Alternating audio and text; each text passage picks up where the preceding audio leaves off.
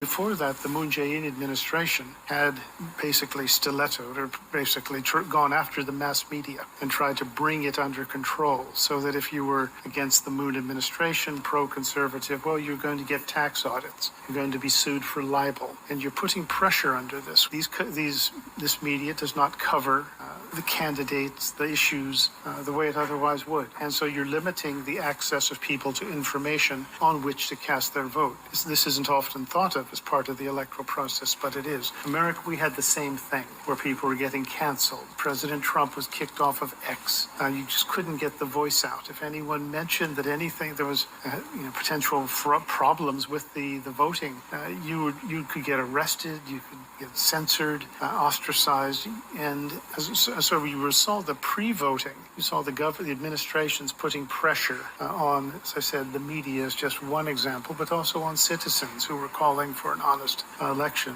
And that was an effect. And then the day of voting, obviously in America there were serious concerns raised that were never actually resolved. And then after that, people who raised that were called election deniers. They were sued, lost their law licenses. Well, what happened in South Korea to people who raised claims of electoral fraud? It wasn't very nice.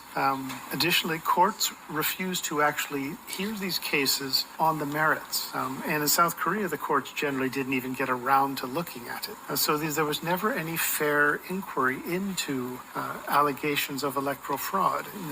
So all of these things, you saw it in South Korea, you saw it in the United States, you actually saw it happen first in South Korea. There's obviously problems with